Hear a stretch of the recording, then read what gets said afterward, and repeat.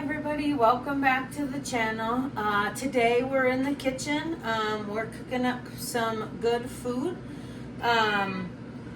We have puffball mushrooms that we need to cook up. Foraging is one thing that I really enjoy, collecting mushrooms, collecting berries, and so when I get these, I make sure that I use them and they don't go to waste. So stay tuned. I'll show you how to clean them, and then a simple recipe that I enjoy, that I usually put my puffball mushrooms in, but they can go in any recipe that a mushroom would go in. So stay tuned for that. All right, so we have our puffball mushrooms here. And for me, the simplest way to clean them is you're going to chop off the end that was in the soil. And if you see this mushroom here, it does have some brown discoloration into the mushroom. That is no good to eat. You can also see that there is a dark colored skin around the outside of the mushroom. I peel that off. I'm not sure if you can eat that, but I peel it off. So let's get this peeled and chopped up, and then we'll start cooking.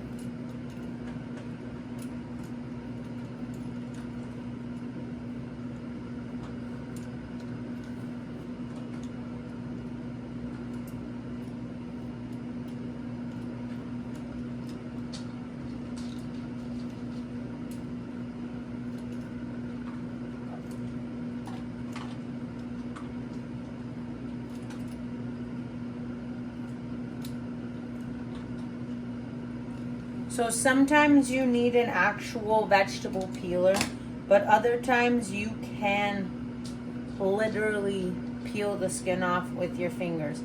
The hardest part is getting it to start peeling, which is why I typically use the vegetable peeler, get it to start, and then try to peel it with my fingers.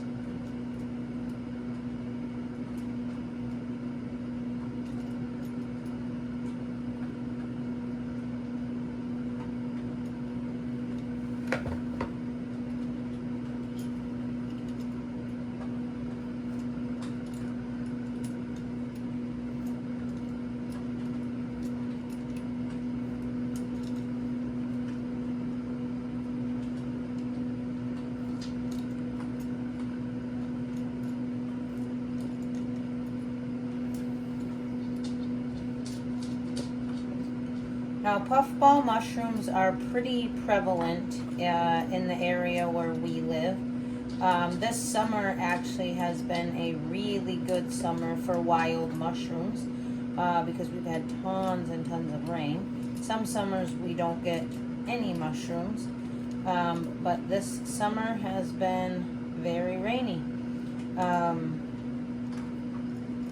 And they look just like they look out in the wilderness.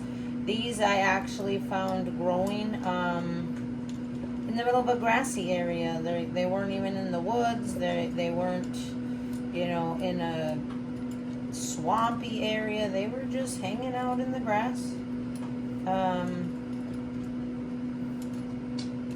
And they've been in my fridge for, I'd say 4 days maybe. So it was time to start using them. My fridge was starting to smell like mushroom, which means that they are ready to use. So this last piece here, I'm probably going to end up having just to cut out. So I'm just going to make a V cut it out. And then I'm gonna grab a paring knife, so let me go grab that. All right, so we're back with this paring knife, and what I'm gonna do is I'm gonna go around in any of these spots here, just like this. I'm gonna cut that off. So what we want is we want plain white flesh, no discoloration whatsoever. That discoloration means that there was probably some bugs in there. And there's a potential that the mushroom in those areas is not good. So I really try hard to get rid of all areas of discoloration, because, don't you do it. Sorry, I had a cat that was about to jump. I try hard to get rid of all areas of discoloration because I want to make sure I'm eating the best quality. So after you peel it, it's still going to be white, but as you can see, the exposed skin kind of starts to turn yellowish. That is okay. That is okay to eat. That's what it's supposed to look like. So I'm just going to start with this one. We'll save this one for later. But how I like to cook it is I just slice it and cube it. And when you are cutting this, it actually squeaks when you cut through it.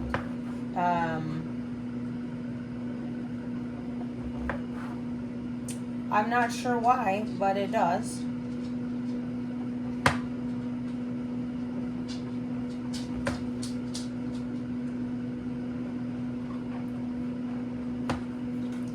And I've actually heard of some people taking these slices and laying them flat on a cookie sheet or pizza pan and using this as a pizza crust alternative. I have not tried that yet. I might try that with this big guy here, but we shall see. So let's finish getting this cut up.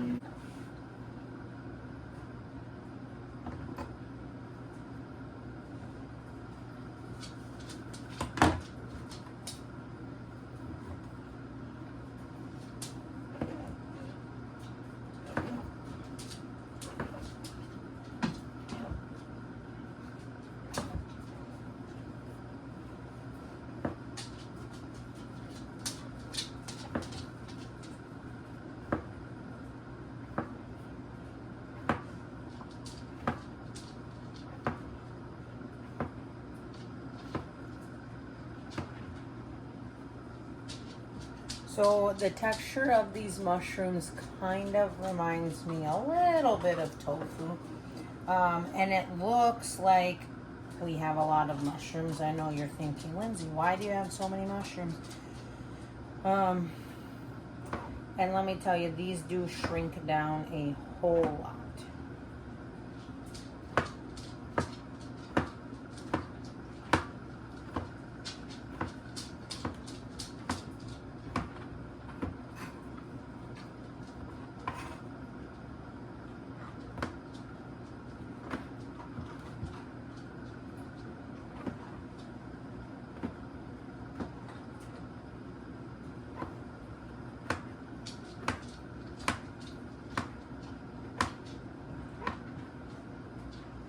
All right, so we got this cut, so let's head on over to the stove and get it cooked up. All right, so here we are at the stove with the mushrooms.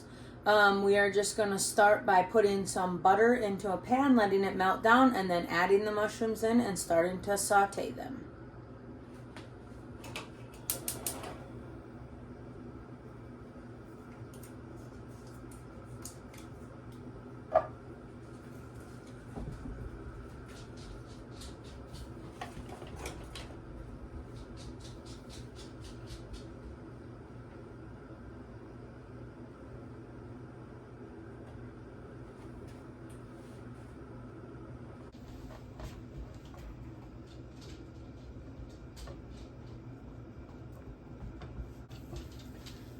Now these mushrooms actually will absorb some of the butter as they cook, and then release them once they've cooked.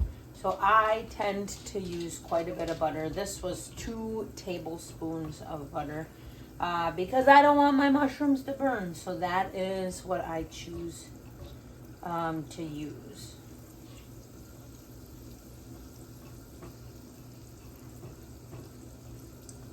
All right, so we are going to put these mushrooms in the pan.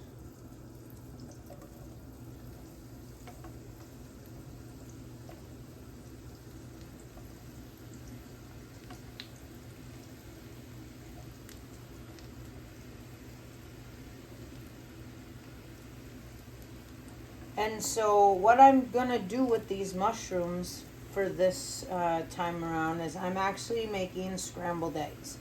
My husband and I both work very early. I am at work by 5:30. He's at work by 6. And neither of us are hungry at that time in the morning. So we tend to bring our breakfast with us. And we both are trying to eat less carbs in our lives. So my game plan was to do mushrooms,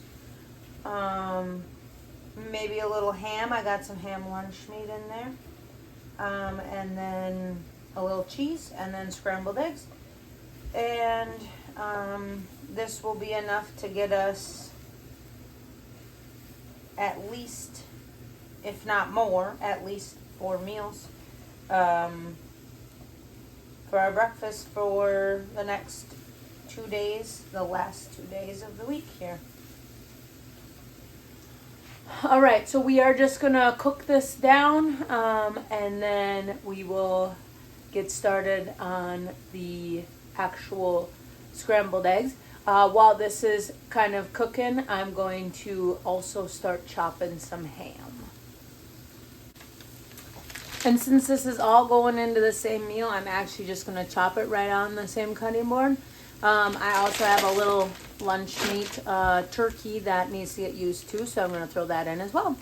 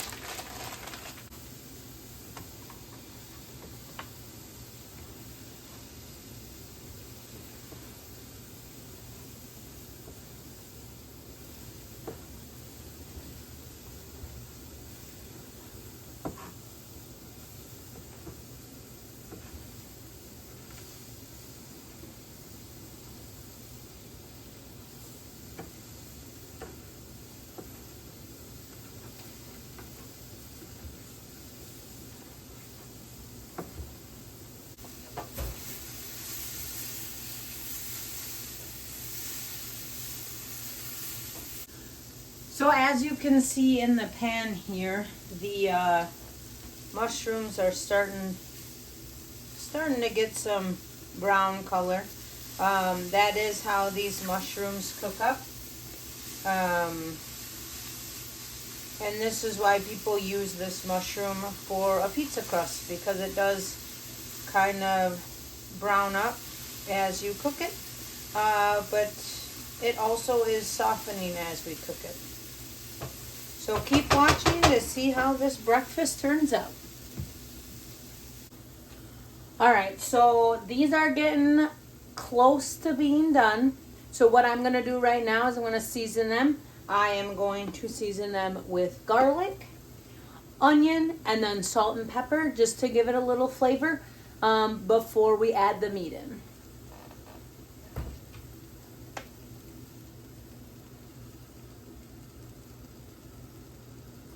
And I don't ever measure my seasonings when I'm cooking. I just kind of go with what looks good.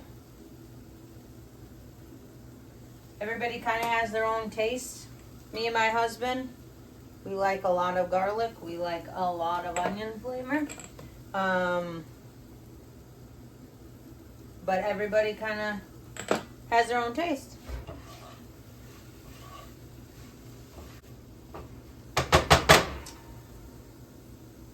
All right, so next we are gonna throw the meat in there, and then we will see if there is enough liquid in this pan for the eggs, or if we need a little more butter so the eggs aren't gonna stick.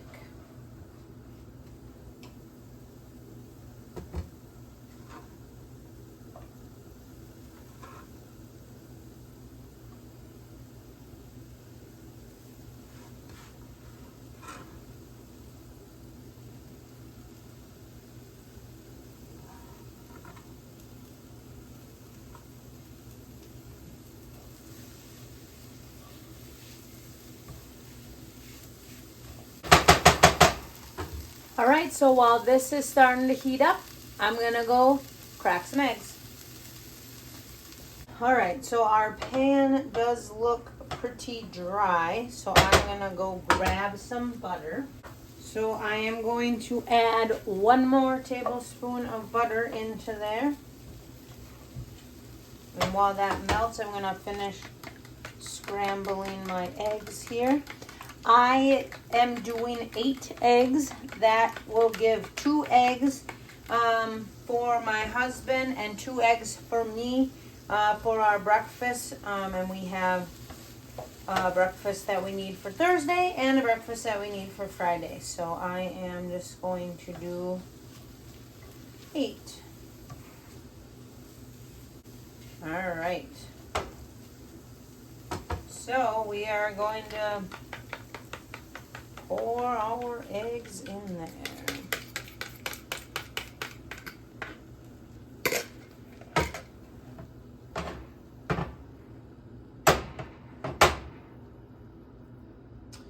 I'm going to let the bottom kind of firm up a little bit before I start stirring it. And then this will scramble real fast. All right, let's start stirring here.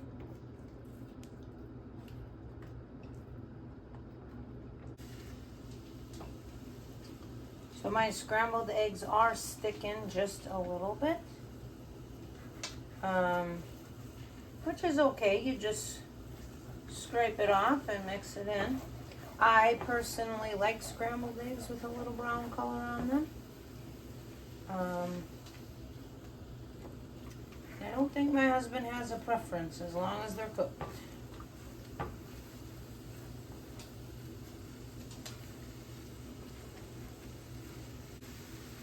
All right, so these eggs are pretty close to being done. The last thing I'm gonna do is sprinkle some cheese on and mix it in.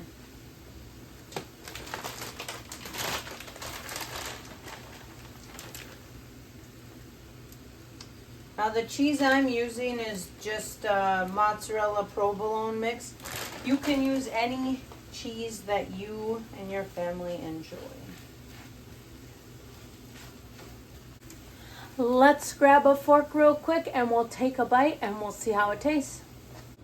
All right, so I just put a little bit in a bowl just for a taste tester.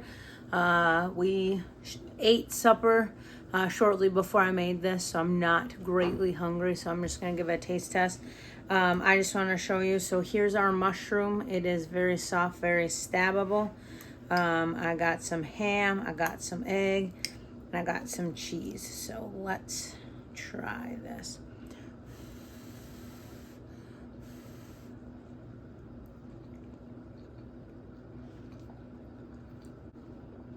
This is good. The mushroom kind of gives it, it's not a traditional mushroom taste. It's kind of like a nutty type taste, but the texture blends right in with the egg. You don't even notice it's in there. And then you get that smokiness coming through from the ham. And then those seasonings just kind of marry it all together. So for me, using a puffball mushroom that I find, number one, it's a money saver.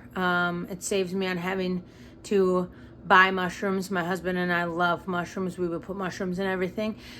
So foraging is one thing that I enjoy to help us save money. And number two, using the wild mushrooms also is a bit healthier for you. The mushrooms that you get from the store can sometimes have chemicals, things to make them grow faster. And so using what you have can not only help money-wise, but also health-wise as well. Thank you for sticking around for this one. I know it was odd, but the whole purpose of my channel is to bring you things that I love, whether that be gardening, foraging, cooking, crafting, which hopefully we get some of those videos up here soon. But I want to create a haven, a space of things that I love, things my family loves. So thank you for sticking around for this. If you liked this video, give it a thumbs up, follow, share it with your friends, and that way hopefully we can keep making more. All right, hopefully you come back and watch the next one. Have a good day.